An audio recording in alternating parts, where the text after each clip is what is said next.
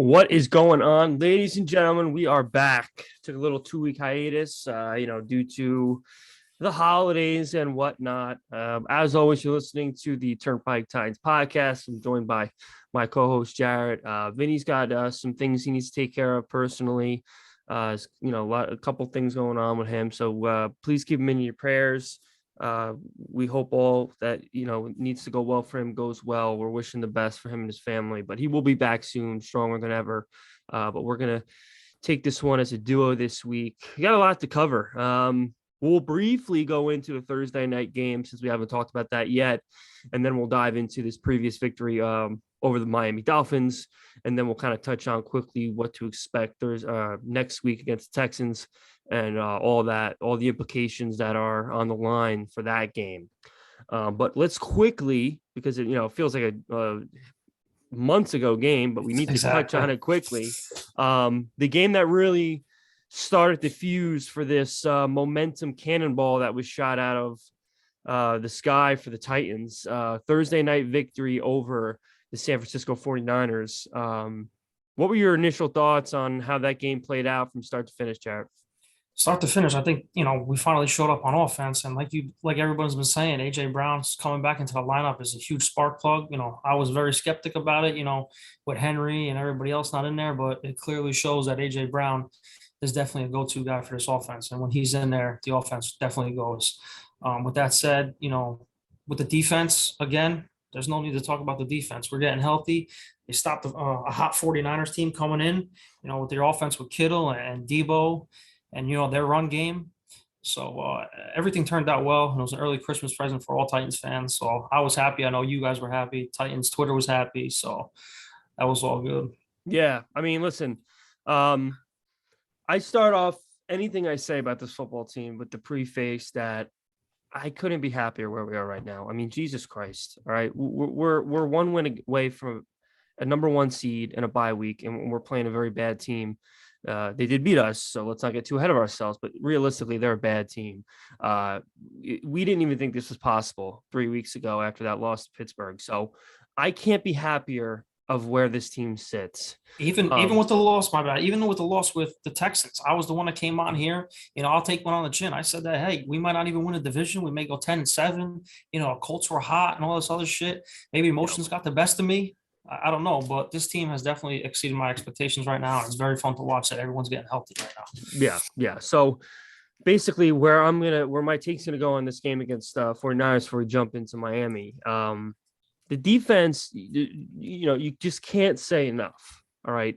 This is, in my opinion, probably the best Titans defense, arguably in 15, maybe 20 years. I mean, there's really no weaknesses in this defense. Okay.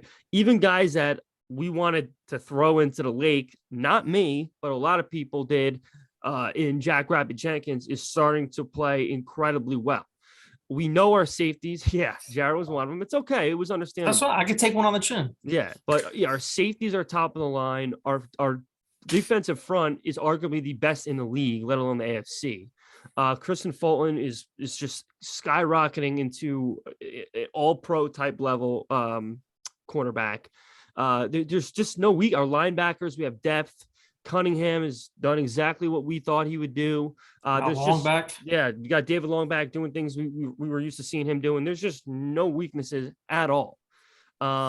So, I have literally nothing negative to say about the defense. And again, I'm going to preface again. I am very, very, very, very, very happy where this team stands. And I'm sleeping with a smile on my face every night. With that being said, okay, we're going to get into it with the Dolphin game too. Yeah, we scored 34, I think. 34, yeah. 34, and that's great. That's great. But still, this offense is just very vanilla. And I'm not saying it's shit. I'm just saying I'm a little worried and a little concerned that regardless of when we play in the playoffs, whether it be in the first round, God willing it's not, or in the second round, that the style of football that we play is going to get us possibly in a little bit of trouble against the top of the top in the AFC. Of course, we are one of those teams, but all the others. we are running the ball really, really, really well. Yeah. And still, with the running game being better, AJ being back in the lineup, hopefully Julio next week, I want us to really put our foot on the throats of these next couple teams we're going to face. Because the score wasn't exactly an implication of how effective our offense was on Sunday. Yeah, we scored 34 points. You had the Hilliard touchdown at the end. Deontay Foreman's playing amazing. I mean, really, if he played a whole season with us this year, he could probably have 1,600 yards. I mean, he's outperformed expectations by a mile. But the point I'm trying to get to here is we need to throw more.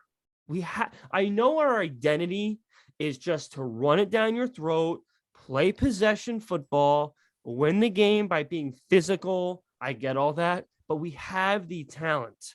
We have the opportunity to have the best of both worlds, and I just think we're a little too scared to let it go. I don't think we got enough targets to AJ on Sunday against Miami, but we're going to get into that. Where I'm going with this, and I know it's kind of like a ramble, I still need to see something a little more special with Downing. I know we have 11 wins, and I know a lot of you are going to be like, what a fucking jerk off. This guy's never happy. I get that. But if we're going to talk about this San Fran game, let's not forget that the two biggest plays in this game, the two plays that essentially won us this game, had nothing to do with the OC, okay? The free play heave to AJ, Jesus Christ, we need a free play to throw it downfield to a top 10 receiver. Give me a fucking break. And then the Tannehill scramble to put us in field goal range, that had nothing to do with our play calling. All right, I'm done being a Debbie Downer. Bottom line is, I just want us to be the best we can be, and I still think we're pulling the reins back a little bit on the offense. But we'll have a game to get it right against Houston. We'll get into that. Somewhat, I can come and agree with you on that. But I'm starting to realize now it's game by game, and how we attack each defense. San Francisco was very tough on the run with their front and everything like that, and they had a lot of rookies and a lot of people were hurt in the secondary, so that's why we attacked with AJ Brown with 16 targets. Coming into hopefully the playoffs, like you said, we start throwing the ball more, but this team is a running team, and they want to wear you down, like you said. But I want to see the throws too. Yeah. I want to see AJ getting involved with the crossers and Julio coming back with the crossers again. But we do have 945 yards fucking rushing in our last 8 games with 6 touchdowns without Derrick Henry. So if you would have told me that going, back November 1st, I would have signed up for that in a heartbeat. Right. Foreman's got 500 yards alone in fucking 8 games, and who knew he was even going to play a down of football this year. So for him to step up, that's huge, man. And having both of them in the backfield now for the playoffs, I think is definitely going to help us out with this offense too. Yeah. Listen, we're going to jump into this Miami game, and we got it going. We really did. And I really don't like to be categorized as the type of fan, and I sometimes get called it by Greg Pogue, and a guy I talk to on the radio often. Shout out to you, Greg, and I understand his points. I don't want to be that pessimistic asshole that just it's never good enough. That's not what it is. Okay, I've been a diehard Titans fan, Oilers fan for 28 years, and we haven't had a Super Bowl yet, and I've seen teams that have enough talent to go farther than they do, and I don't want to be let down again. I really don't. We're starving. Exactly. And this is really it. This is the year to do it, folks. And I've been saying this. We've all been saying this until we're blue in the face. So I don't want that disappointment to come because we are not letting the reins down and just fucking going for it. So with that being said, we'll jump into this Miami game. We played our style of football. Deontay Foreman did his thing. Defense was just, to say dominant would be an understatement. We made Tua confused. We made Dolphins fans question if he's the answer again, which is just so fucking great. I love it. We played a little conservative in the first half, taking that field goal to make it 10. I probably would have went for it because they couldn't get anything going offensively, but whatever. We dominated. We won. But what were your takeaways for that game on Sunday? I was the biggest critic the last couple of podcasts about the offensive line. They showed up. They looked great. They gave clean pockets for Tannehill. No pressures, no sacks from anybody except McNichols. He'll take it. The running game, obviously, another 100 plus yards for Foreman. So the offensive line really stepped up, and I'm happy that they stepped up, this late in the season. Everyone's back healthy, knock on wood. But going into it again, like I thought with the conditions, with the rain and everything like that in the game, I thought Downing called a decent game, in my opinion, after being a critic, about being a critic all season from him.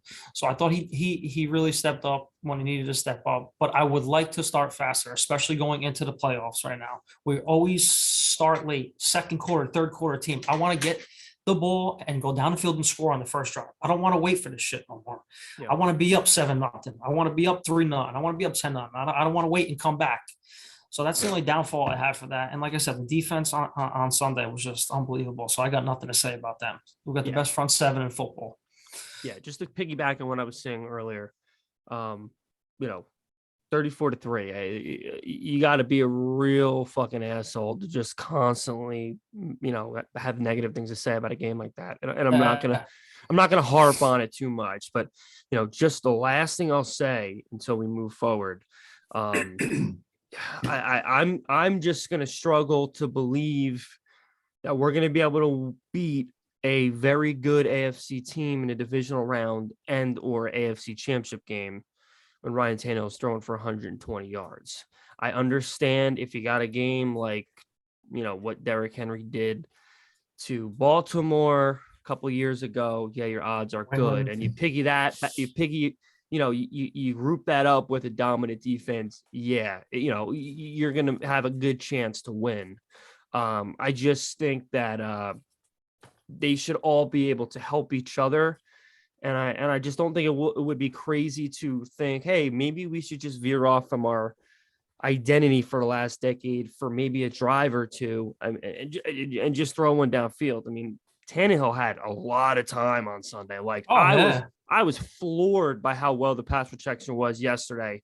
Against that front too. Exactly. The number one sacking team in the league, probably up until last night for Pittsburgh. But and we just don't throw it down the field. And we're probably going to have Julio back for this game. And this is going to be a big game. We're going to get into that in a minute. I just personally, and this isn't necessarily a complaint, through no interceptions, through 2 touchdowns, that's great.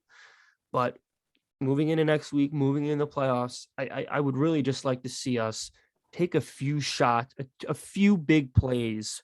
And we're going to get into that a little more because I want to discuss quickly about, all this hype, or not hype, but all this bullshit that is being spewed. I don't remember the guy's name individually, but he was on with Buck Rising maybe yesterday to kind of elaborate on it. He made a tweet basically saying, based on the DVOA, and don't ask me what the fuck that means. It's something about the percentage of making a positive play based on the down and distance, whatever the fuck it is. But basically what he's saying, it's the worst offense to ever get a number 1 seed ever.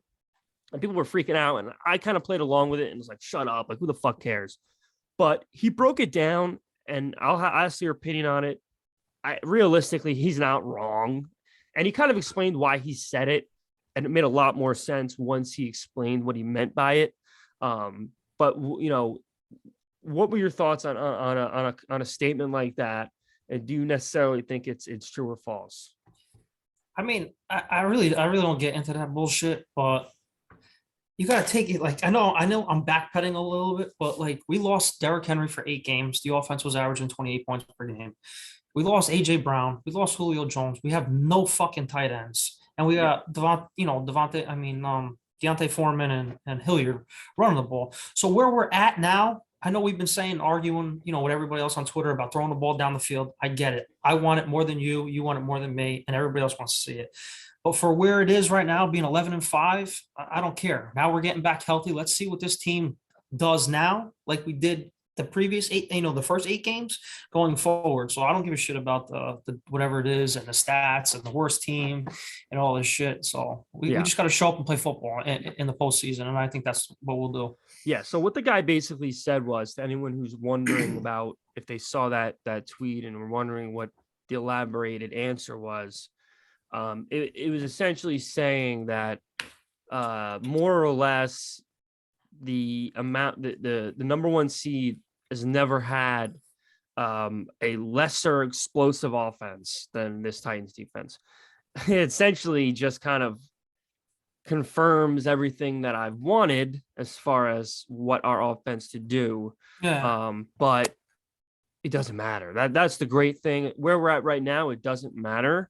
But at the end of the day, I can understand where the guy was coming from. And he basically said, listen, it's in one way, it's just a big, huge compliment I'm giving them, because what they've been able to do with essentially really no big plays, no explosive plays outside of a small handful over the past 2 months, we've been without the best running back in the world. The fact that we're 11-5, top of the AFC, and beating the teams that we have beaten is astonishing, but it doesn't change the fact that this is not a dominating offense. This isn't an offense that is, the type of offense you would see in a team that wins a championship. And I can kind of understand what he means by that. But at the end of the day, again, I'll reiterate it. It doesn't matter. We are where we are. And, we need to just kind of be realistic here. And there's nothing wrong with it, because however you got to do it, you got to do it. This Tennessee Titans defense is the number one seed in the AFC. Okay, they are. That's great. And if they continue to play this way, it don't matter how the fuck our offense is. We're going to need 14 points. Or we're going to win a game. But the defense is the reason we're not only in the playoffs, or I should say, we're not only the one seed. They're the reason we're in the playoffs. Okay? Absolutely. This team is. I think someone might have mentioned it. What they're averaging over the past 5 games, like 9.5 points. 9. Yeah. Something like that's absurd. That is crazy. I know. If our defense, and we're getting healthier right now too. That's the best time. We are. Ridiculous. And that's why I continue to say over and over again, this is the year. So I'm not freaking out, but I'm just a little cautious about the fact that we're going to be playing games very, very soon where it's either you win or you go home. And if we're so conservative and so hell-bent on being the team that we've been for as long as I can remember, I don't know. There might be it might not work.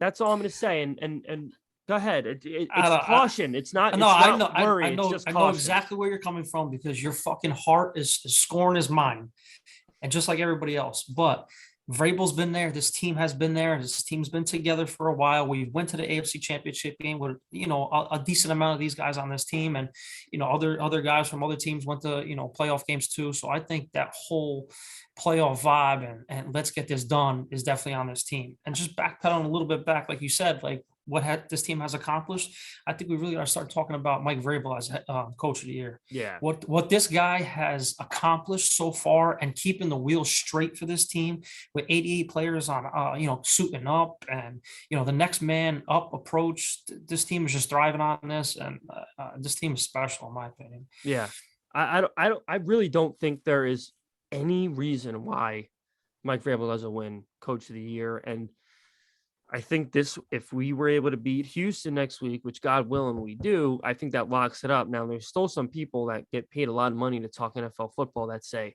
that, what's his name? Matt LaFleur is going to get it. I don't understand how that really is. I mean, come on, you got the best player in the you got world. the best. You got 2 of the best players in the world. Okay, you got the best quarterback in the world. Well, talent-wise, very damn near close to top best quarterback in the world. And then you got a wide receiver who I think is pretty much undoubtedly the best running wide receiver in the world. And then, okay, they won a bunch of games. Their defense has been stout since he's been there. And then you're going to give him the coach of the year when this guy's had fucking guys that were grilling burgers a week before playing in an NFL game and beating teams like the Rams and teams like the Niners, Buffalo, the Niners, Kansas Chiefs. City. It doesn't make any sense to me, but coach of the all those are fucking awards. They're all just popularity contests. Yeah, absolutely. Who's going to ride the dick of the guy who's got the biggest one? I think it should be Vrabel anyway. So yeah, that we'll see how that plays out. I just don't see how he doesn't win it, getting a number 1 seed. I don't understand how Yeah. that's possible. We'll see how that plays out. Moving on from that. What else? What else? Yeah. So there was a little altercation with Bud Dupree. I don't know what's going on there. I seen 2 videos of that. I saw the full video, and then like Paul Koharski said, there's got to be another video, besides that one. When I saw it, to me, it's an altercation where he was at the stands. The guy was taking a picture of him or a video. He didn't want it. I didn't think he did anything wrong to be charged with anything. So we'll see what happens.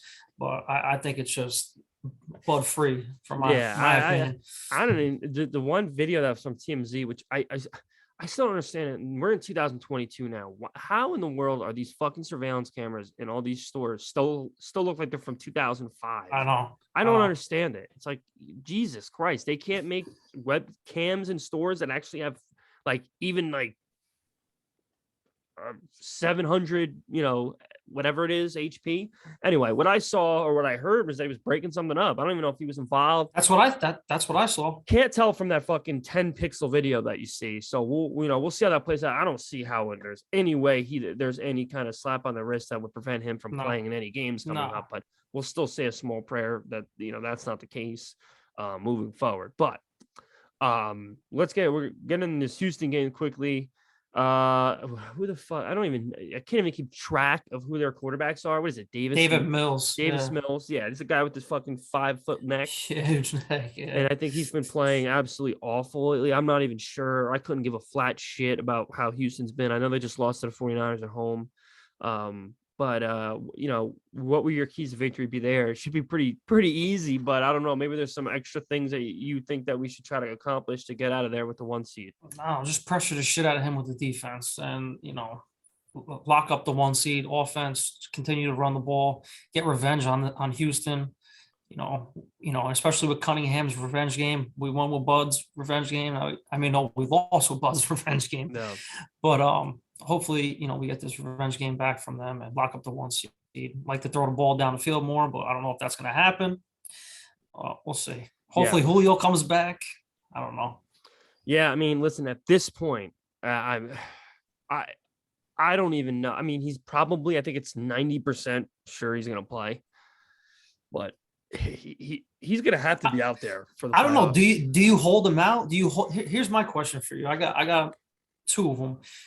If Henry's healthy and practices well this week, and God willing comes off the IR I'm tomorrow, glad you brought that up because I forgot about that. Do we give him 10 carries? Do we activate him for Sunday, or we just say fuck it? We're riding with Foreman. Give Henry, if we win, an extra week of rest, and it's full go for the divisional round for both Julio and Henry. So it's a simple answer for me for Julio. I don't even think he should play. He's a guy that regardless of what he does stat sheet wise, he has to be on the field for the entire postseason. Oh, hell yeah. It's so necessary because we've been saying this for a while now. His only real role since Seattle is just a decoy. That's really all he is. Christ, he got 380, 390 yards and 23 fucking catches. 11 games he's played. So, but he's still so important. He still needs to be out because he's still a guy that at the end of the day, if he's out there and he gets a crease, and for fuck's sake, if Ryan can look at him while he's open and throw it to him, he's going to catch it because he's still an all-world talent at catching the football. So I would be much more temperamental with risking that hamstring, however it is now. Realistically, it should be fucking great because he's just barely played and barely gotten any reps. But I don't know. I don't know the status of it. I'm not inside his leg on the Henry end now. So I don't know if it was, might have been Rossini, might have been somebody uttered the words long shot when they had mentioned whether or not he's going to play against the Houston Texans. It looks like he's practicing tomorrow. The extent of that practice, whether that's just going to be jogging on the field, obviously nobody's touching him. They might fucking be putting bug spray on him so the bugs don't even touch him. That's how worried they are about him getting hurt. So nobody's touching him, but he's going to practice to some extent. Me personally, I think with all my heart that he should should be getting some reps against Houston. I think the right number would be about 12 to 15 carries because, listen, he is a different breed when it comes to running back. I've never seen anything like him. Probably won't see anything like him ever again. But with that being said, I don't understand where these people's thoughts processes are where after November, December, what'll wind up being almost 2.5 months without getting hit, without running a rush, without doing anything, that you're going to throw him into the biggest game of the year. Because whatever game he does play, if it's not against Houston, is clearly going to be the biggest game of our season.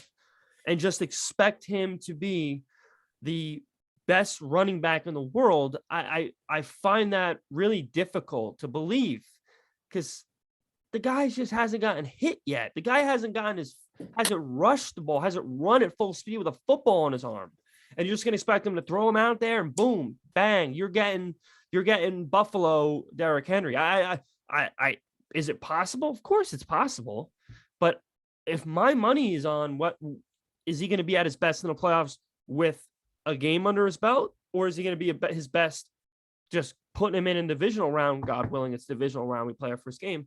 I'm putting my money on him being at his best in the playoffs with a game under his belt, not with just him being, all right, boom, you're back, get in there, let's roll. I don't know. I think they're probably believing that he's going to be ready to be at his best in the playoffs. And since Foreman's playing at a really high level right now, they're like, what the fuck's the point? But it has nothing to do with him helping us win against Houston. Because I think wholeheartedly that Deontay Foreman and company are going to be plenty to beat Houston on the road. It's more about him getting his feet wet and him taking a hit and him being ready to go against whoever that opponent will be. So we'll see how it plays out. But all signs are pointing right at this moment that he ain't playing against Houston. So I don't know. But that's where I stand on that. Yeah, I'm like 50-50 with it. I mean, I heard yesterday, I don't know if it was Rossini or if it was Cameron Wolf saying he was running full speed with cleats on last week at practice, on the side field. So, I mean, I don't know. We don't know. Me and you are both speculating just like everybody else on Twitter is. No one knows but John Robinson and Mike Vrabel and everybody in the training staff of how ready and good Derrick Henry feels and how he looks right now. So maybe we'll get some videos tomorrow and Thursday and Friday, and we can all put eyes on it. I don't know. Maybe he speaks to the media this week. I don't know. So once that happens, I'll get a better idea and praying for the best. Yeah. Here's my last thing I'll put on the situation, and I might get some flack for this, but it is what it is. If he is healthy enough to play, I mean, or I should word this differently. If they're skeptical, I can't even fucking say the word. You know what I'm saying? Skeptical about him re-injuring himself against the Texans, then he shouldn't even play in the playoffs. Like, I don't understand why you're going to be less worried about him getting hurt in the playoffs because it's a win or go home game than you are about him playing in the last game of the season when he's going to play in 2 weeks after that. I think another reason why you should definitely play him is because, Foreman's been doing so well that, like, even if you just put him in at one possession, or you put him in one play a drive, one first down every time we have the ball, just so he can take a hit, he can lower his shoulder, and he's not taking his first tackle in a playoff game. We'll see how it plays out. Like I said, it doesn't look like he's going to play, but the fact that all signs are pointing to almost certainty that he will be playing the playoffs is a good sign. There is an active roster spot available. We're at 52 right now. So with all those cuts and everything else happened today, I mean, do we get another tight end that Pruitt's out? I don't know. I think that has to be the move. I do. I really do. Is it Henry? I don't know. Right now, you're right. There's an active roster spot now. Oh yeah. So Golden Tate has been released. I could take it on the chin too. Yeah, it's all good. You're the lucky one because on my end, my notifications just went flying because I don't understand why people have this inclination that I was like, had this obsession with Golden Tate because I made a few tweets after he had been picked up. Why are we not playing him? Like, he's a guy that isn't really a practice squad type guy. Like, if you're gonna pick him up, you should put him in. Otherwise, don't Yeah. waste his time. Don't make him prep. So sorry, our opinion was fucking wrong once in a while. We wanted something to happen. Maybe it was better than Chester Rogers. It didn't work out. It is what it is. And realistically, with some of the goofs that this organization has made this year, no matter how good they've been, and God, they've been great, and we know that. We just spent 40 minutes talking about it. There's no legitimate fact that you can say we were wrong, because we'll never know. We'll never know. He never got any opportunity. Apparently, Adrian Peterson, who's 7 years older and played in an NFL game maybe 6 months sooner than Golden Tate did, he was more ready to get in the game than Golden Tate. I mean, you can argue that was just a dumb mistake. You don't know if that was the right move. It didn't seem like it was based on his production, but it doesn't matter. If Julio's back, I'm fine with NWI being that third guy. Oh, yeah. It's not ideal because I still don't necessarily trust him. If we're going to throw the ball to him on a third down in the playoffs, with a top caliber, wouldn't be a top caliber, but with a guy on him, and it's all or nothing. We need him to catch the ball. I don't know how I feel about that, but he's been reliable for the most part. He's been fairly reliable, and even like a guy like Cody Hollister, I don't even know what his deal is at this moment, but I didn't see him really drop anything. He might have gotten 8 targets. I think he caught about 7 of them, 6 of them. So I don't know where we're gonna go. It looks like NWI will be the 3 if Julio's fine, and that's okay with me. But there's no love lost releasing Golden Tate. I don't really care at all, and everybody can repost the video I did and have a big laugh. It's fine. We're okay. So yeah, that pretty much wraps us up.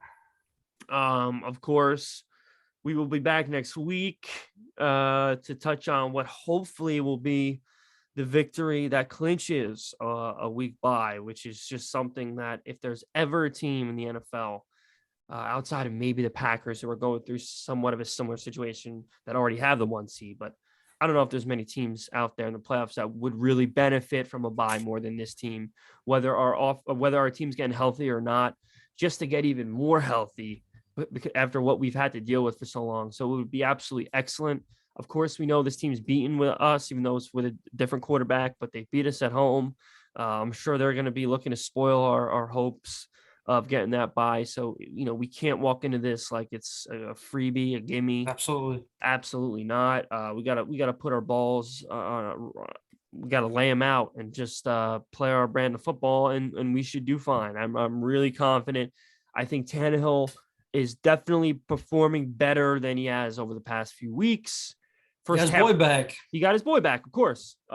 First half of Sunday was a little, he had a few balls that were like, come on, dude, year 10, you gotta make those balls. But when you got a guy like 11 out there, you can miss a little bit, and he's gonna reward you. So I'm happy about that. I think he's getting some confidence. I would like to see him maybe throw a couple more times this week just to get him a little more confident, whether we need to do it or not. But we'll see. We'll see how that plays out. But you got any last words before we dip out of here? Well, hopefully we're back next week. We're boy Vin. I'm praying for you and your family, Vin. So we're all here for you, Titans Nation, and hopefully we'll be talking about a first round bye this time next week. So we'll see what happens. Of course. So whoever you're listening to this, watching this, YouTube, any of the podcast platforms, make sure you like, subscribe, share. We're starting to pick up a little more traction on Twitter, stuff like that, but we're looking to continue to grow. We're definitely going to try to put it in another gear next season, but we got a lot left to ride out in this year. So make sure you help us out, and we greatly appreciate all that. So we're ready to roll. We hope you guys are too, and we will see you next week. And as always, tighten up. Tighten up. Winter is coming, baby.